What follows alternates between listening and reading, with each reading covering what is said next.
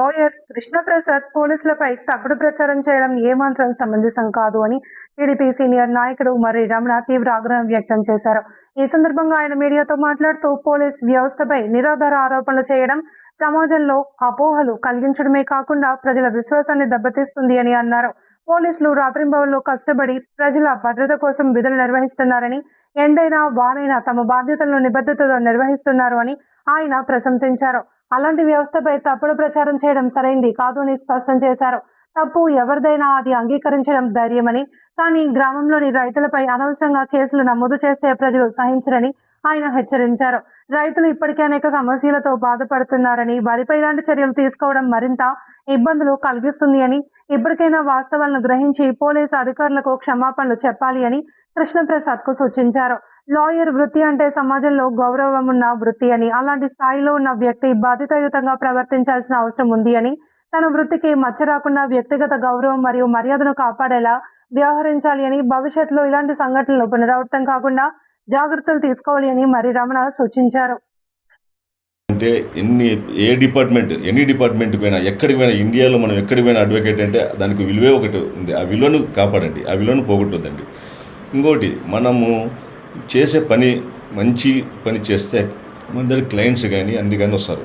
లేకపోతే భవిష్యత్తులో మన పరిస్థితి ఉంది. ఇప్పుడు నువ్వే ఎన్నిసార్లు కృష్ణప్రసాద్ అడ్వకేట్ బార్ అసోసియేషన్లో ప్రెసిడెంట్గా, జాయింట్ సెక్రటరీగా రకరకాల పదవులు చేసినావు, కానీ ఈసారి నీకు ఒక్క పదవి కూడా రాలేదు. అంటే ఎందుకు రాలేదు? నీ యొక్క పరిస్థితి అడ్వకేట్స్లో రోజు రోజు క్షీణిస్తుంది. కాబట్టి ఈ పద్ధతి నుంచి నువ్వు మానుకోకపోతే రాను బార్ అసోసియేషన్ నుంచే నేను వెలివేయాల్సిన పరిస్థితి వస్తుంది. ఇంకోటి, రేపొద్దున నువ్వు సలహాలు ఇస్తున్నావు, ప్రతి సలహా నీ నోటికి వచ్చిందని ఏదంటూ వాగుతున్నావు. అంటే వాగడం అనేది ఒక ప్రెస్ ఉంది కదా, ఎలక్ట్రానిక్ మీడియా, ప్రింట్ మీడియా ఉంది కదా అని మనం ఇష్టం వాగితే మనకు తర్వాత ట్రీట్మెంట్లు ఏ విధంగా ఉంటాయనేది మనం మన ఏపీలోనే చూస్తున్నాం. ఏపీలో గత వైసీపీ ప్రభుత్వంలో ఏ విధంగా ఇష్టం వచ్చినట్టు వాగితే వాళ్ళ పరిస్థితి ఏముంది ఈరోజు అనేది తెలుసు. కాబట్టి అది తెలుసుకోవాలి. ఫస్ట్ తెలుసుకొని నువ్వు మారాలి. రాను నువ్వేమవుతుందంటే, నువ్వు అంబేద్కర్ కూడా నేనే సలహాలు ఇచ్చిన అంటావు. రేపొద్దున ఇంకా సీఎం చంద్రబాబు నాయుడు కూడా నా శిష్యుడి అంటావు. లేకుంటే పవన్ కళ్యాణ్ నా దగ్గర పనిచేసిపోయినాడని రకరకాలు చెప్పే పరిస్థితులు ఉన్నావు. కాబట్టి నువ్వు ఇవల్ల మానుకొని, నీ నోరు ఉందని ఏదంటే అది అవాకులు చెవాకులు మానుకొని నువ్వు మంచి కరెక్ట్ పద్ధతిలో పోతే భవిష్యత్తులో నీకు మంచి భవిష్యత్తు ఉంటుంది. లేకపోతే మర్రి రమణ గారు చెప్పినట్లు మేము గీన రైతులకు అండదండగా ఉన్నామంటే నీ పరిస్థితి ఏ విధంగా ఉందో ఒక్కసారి ఊహించుకో. నీవన్నీ తెలుసు, ఎక్కడెక్కడ ఏం జరిగినావు, ఏం కేసులు ఉన్నాయని కూడా తెలుసు.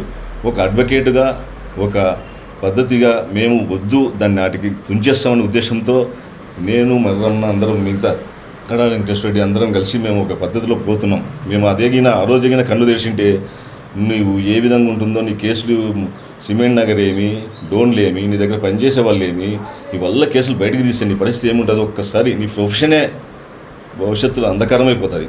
దీని నుంచి నువ్వు బయటపడి మంచి భవిష్యత్తును ముందు నీ పిల్లల భవిష్యత్తు కూడా బాగుండాలంటే నువ్వు మంచి నడకలు నడుస్తే నీ పిల్లలు కూడా మంచి నడకలు నడుస్తారు.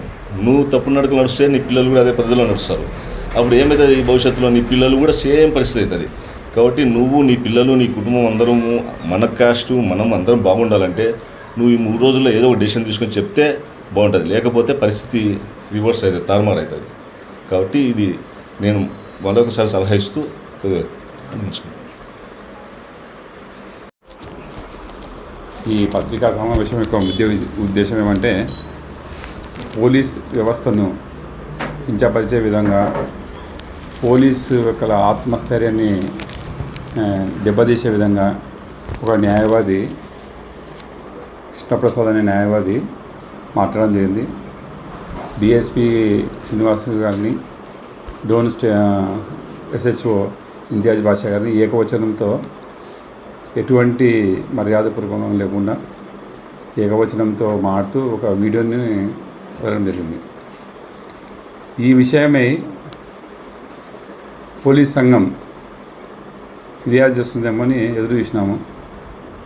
చాలా మటుకు మా వాళ్ళందరూ ఖండించినారు, ఈ విధంగా మాట్లాడడం మంచి పద్ధతి కాదని. అసలు జరిగిన విషయం ఏమంటే, బాధితులు పుడులపాడు గ్రామస్తులు, వాళ్ళకి అక్కడ 2 నుంచి 3 ఎకరాల మధ్యలో పొలం ఉంది. దాని పక్కనే అగ్రికల్చర్ ల్యాండ్ పక్కనే తను ఒక క్రషర్ ఫ్యాక్టరీ వేసుకున్నాడు. ఆ క్రషర్ ఫ్యాక్టరీకి ఇతనికి ఆ భూమి యజమానులకి వీళ్ళ కొడుకు ఈ కృష్ణప్రసాద్ కుటుంబానికి ఆ రైతులకి ఎప్పటి నుంచో చిన్న చిన్న గొడవలు జరుగుతున్నాయి. వాళ్ళదే దుమ్ము రావడము, వాళ్ళు ఈ పొలంలో వాళ్ళు గ్రాసం వేసుకున్నారు పశువులకి. వాళ్ళకి 2-3 బర్రెలు ఉన్నాయి, దానికి గ్రాసం వేసుకున్నారు. వీళ్ళది ఈ డస్ట్ అంతా పోయి ఆ పొలంలో పడడం వలన వాళ్ళు ఏదో చిన్న చిన్న గొడవలు నడుస్తున్నాయి మధ్యలో. అవి చిలికి వానగా కొంచెం పెద్దగైన సమయంలో మేము మధ్యవర్తిత్వం జరిపాము ఆ విషయంలో. ఇట్లా గొడవ పడద్దండి, ఈ విధంగా గొడవ పడుకుంటే నష్టపోతారు అని చెప్పి దానికి ఏదో అడ్డం కట్టేసి డస్ట్ పోకుండా చేయండి అని చెప్పాను. అప్పటికే వీళ్ళు కొంత గొడవలు ఉన్నాయి అప్పుడు కొన్ని రోజులు సమస్య పోయింది. సమస్య పోయిన తర్వాత ఎవరిది ఈ లాయర్ కృష్ణప్రసాద్ కుటుంబ సభ్యులు పోయి ఆ గడ్డి బంద్ చేసి ఆ గడ్డిని చంపేసినారు. పశువులు తినే గ్రాసం, మనం అన్నం ఎట్లా తింటామో వరి బియ్యము, అట్లా పశువులకి గడ్డి అనేది చాలా ముఖ్యం. దానికి మీద గడ్డి మంది చేసి చంపేసినారు. ఆ గడ్డిని చంపితే వీళ్ళు పోయి ఏదో మోటార్కి ఏదో చేసినారు, రైతు కుటుంబం చేస్తే అక్కడ ఈ కృష్ణప్రసాద్ కుటుంబంపై దాడి జరగడం జరిగింది. వాళ్ళ ఇంటి మీద పోయి అక్కడ వాళ్ళ మీద కొన్ని అటెంప్ట్ మర్డర్ కేసు అన్ని సెక్షన్స్ పెట్టి ఒక కేసు పెట్టడం జరిగింది. అంతకుముందు ఇదే విషయం అడగాలని చెప్పి కృష్ణప్రసాద్ని కోర్టు దగ్గర పోతే ఆ రైతు కుటుంబం ఆయన ఏదో బెల్ట్ తీసుకొని పుట్టడానికి పోయి అక్కడ మాట పెరిగింది. ఇదంతా జరిగిన వాస్తవం. మధ్యలో మేము మధ్యవర్తిత్వం వహించినాం ఈ కేసుల విషయంలో. గొడవ పడుతుంది, అతను రైతు చిన్న కుటుంబము, మీది ఎందుకు దీంట్లో మీరు ఇదవుతారని చెప్పి వీళ్ళకి సర్దుబాటు చెప్పి ఆలమ్మోహన్ రెడ్డి గారు, కటారకొండ వెంకటేశ్వర రెడ్డి గారు మేమంతా కలిసి ఒకనొక సమయంలో మేము కూడా కొంచెం ఇదేనా ఎందుకు సపోర్ట్ చేస్తే వాళ్ళు బీదోళ్ళని వాళ్ళ మీద చేస్తున్నాడు, ఆ పొలాన్ని గుంజుకోవాలని చూస్తున్నాడు. అది సరే ఇదంతా జరిగిన తర్వాత సెక్షన్ని ఆల్టర్ చేశారు, కేసుని 307 చేసి ఆల్టర్ చేసిన పోలీసు వాళ్ళు. సరే కొన్ని రోజుల తర్వాత వీళ్ళు గొడవ పడకూడదని చెప్పి కేసుని అలాగే పెట్టారు. ఇంకా తీసేయండి సార్, ఎందుకు రాజీ చేశాం కదా అంటే లేదు ఉండాలి కేసులు, లేకపోతే గొడవలు పడుతుంటారు, భయం ఉంటుంది అని. సరే ఇంకా పని అయిపోయింది అక్కడికి. అంటే కేసులో 307 తీసిన తర్వాత మనకు రిలీఫ్ ఉంది. ఇంకా మిగతా సెక్షన్స్ నుంచి కేసు పెద్ద ఇదిగా ఉండవు, బలంగా లేదు.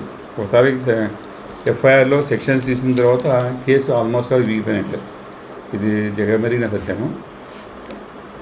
ఆయన ఇప్పుడు న్యాయవాదిగా ఉంటూ పోలీసుల మీద ఇట్లా అనుచితమైనగా ఏకవచనముగా మాట్లాడడం చాలా తప్పు.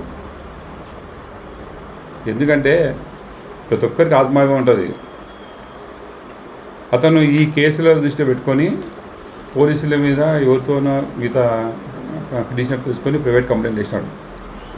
అదేవిధంగా నీకు అన్యాయం జరిగితే నువ్వు మళ్ళీ వేసుకో కేసులు పోలీసుల మీద, నేనేం వద్దన్నారు కదా.